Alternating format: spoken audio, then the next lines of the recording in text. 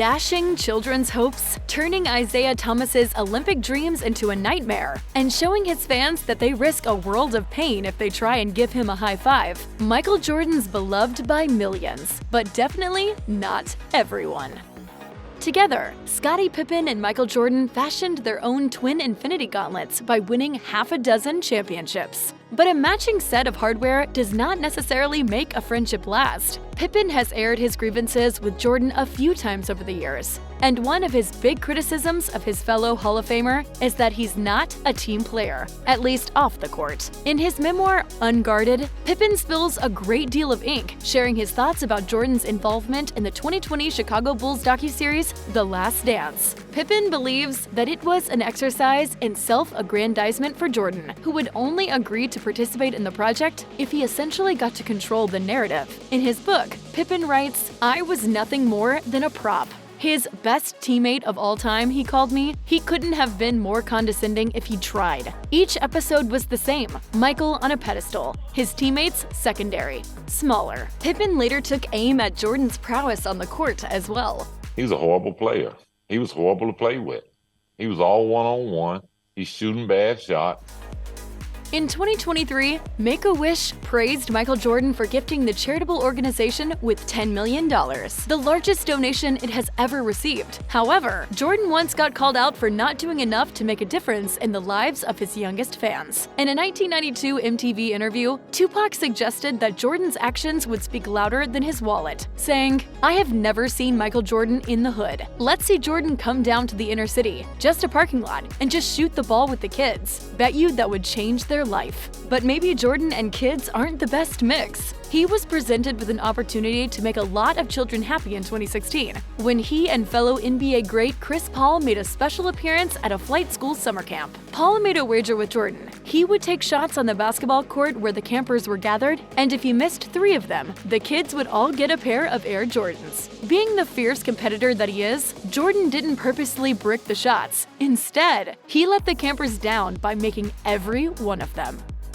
Robert Parish was among the former teammates Michael Jordan butted heads with during the Bulls' glory days. He'd won 3 championships with the Boston Celtics before he came to Chicago in 1996, and the seasoned pro handled a charged moment with MJ like a matador. In an interview with ESPN, Parish recalled his reaction to Jordan chewing him out over a mistake he made during practice, saying, "I told him, I'm not as enamored with you as these other guys. I've got some rings too." At that point, he told me, "I'm going to kick your ass." I took one step closer and said, "No, you really aren't." After that, he didn't bother me. However, the way Jordan treated his other teammates bothered Parish, along with the fact that his teammates seemed too scared to stand up to him. During Parish's 2020 appearance on the Cedric Maxwell podcast, he and Maxwell reminisced about their time together with the Celtics and playing with another legend, Larry Bird. "There ain't no way we would tolerate that behavior from Larry."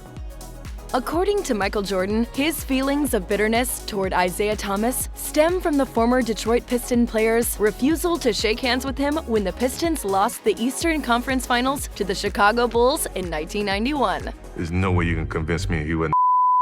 After watching the documentary, Thomas told Cosmote TV, "He calls me an asshole," and then I proceed to watch a whole documentary about him being an asshole. Until I get a public apology, this beef is gonna go on for a long, long time. Cause I'm from the west side of Chicago. There's also that whole Dream Team debacle that ensued after the handshake snub. Thomas's absence from his country's famed 1992 men's Olympic basketball team was perplexing. But in a 2020 episode of the Dream Team Tapes podcast, writer Jack McCallum played a recording of Jordan saying that he wouldn't play on the squad if Thomas was also on it. A month before McCallum shared the Jordan recording, Thomas had spoken to Get Up about the possibility that he missed out on getting a gold medal at the Olympics because of his rival's vindictiveness, saying, "If that's the reason why I didn't make the dream team, then I am more disappointed today than I was back then when I wasn't selected." Comedian Hasan Minhaj thought he was going to get the opportunity to share an unforgettable moment with one of his heroes when he learned that Michael Jordan was celebrating his birthday at the Bellagio Hotel and Casino in Las Vegas. He was right, unfortunately. On The Tonight Show, Minhaj recalled driving from Los Angeles to Sin City and hanging around the Bellagio Casino until the wee hours of the morning in hopes of meeting Jordan. When he finally spotted the NBA player leaving, he ran toward him, only for Jordan to give a little nod to his security guard to take care of Minhaj. And his security guard grabs me by the neck, just lifts me up and boom! Just body slams me. Perhaps it stemmed from the incident, but after he later watched The Last Dance, Minhaj argued that Jordan is undeserving of the designation of the NBA's ultimate winner. He argued on JJ Redick's The Old Man and the Three that Jordan's teammate Steve Kerr was more worthy of that honor. There wasn't much overlap between Kareem Abdul-Jabbar and Michael Jordan's basketball careers, so fans didn't get to see the two iconic athletes develop a fierce rivalry. Both players also received Presidential Medals of Freedom from former President Barack Obama in 2016. However, Abdul-Jabbar was the only one of the two who was honored for his activism as well as his athletic achievements. For Abdul-Jabbar, it's Jordan's lack of involvement in politics that leaves him lacking as a role model. Jordan had previously said the reason he stays out of politics is that, quote, Republicans buy sneakers too. Speaking to NPR in 2015, Abdul-Jabbar said, "You can't be afraid of losing shoe sales if you're worried about your civil and human rights." He took commerce over conscience. It's unfortunate for him, but he's gotta live with it. I wasn't a politician when I was playing my sport. You know, I was focused on my craft. Was that selfish? Probably. You might think that wealthy singer Chamillionaire would hit it off with a business-minded billionaire like Michael Jordan. However, in a 2009 vlog, Chamillionaire took Jordan to task for turning down a simple photo request at a party. Chamillionaire then tried to express to Jordan just how big of a fan he was by telling the NBA icon that he had purchased one of his jerseys for $7,000. Jordan's response? He'd agree to take a photo with Chamillionaire if he paid $15,000 for another jersey. Chamillionaire said that he looked up to Jordan growing up, so his encounter with his idol was a huge letdown. Another rapper's MJ encounter serves as a cautionary tale about purchasing signed Jordan merch. Common used to be a ball boy for the Chicago Bulls, and he once tried to procure Jordan's autograph for a young fan in exchange for $5. I said, "Look, Mike, can you sign this for this kid?" And he's like, "You sign it." It was like a joke. Common did exactly as Jordan said, but he missed out on that $5 because he misspelled Michael.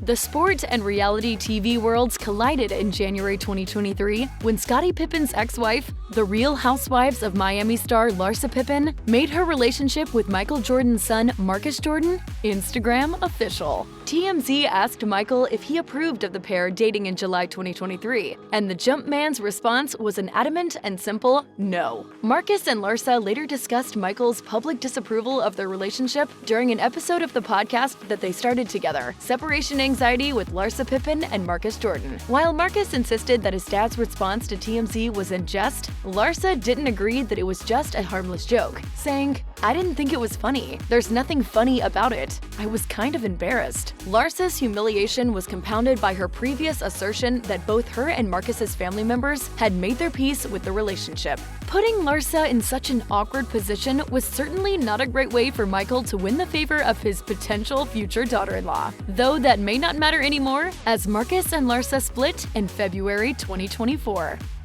Michael Jordan has earned more than a few mentions in rap songs, but there is one rapper whose Jordan reference isn't in reverence to his greatness. Ghetto Boys member Willie D dissed him in a 2016 song, and in 2020, Willie spoke to Vlad TV about why Jordan is among the many public figures that he disses in the track. While he conceded that Jordan deserves to be considered the NBA GOAT, he can't stand the way the former basketball player acts off the court. Willie accused him of being too profit-driven when it comes to his Air Jordan brand and criticized him for treating others poorly all too often. He also brought up Chamillionaire's story about the picture refusal as an example of Jordan being rude. Jordan has a history of being an asshole.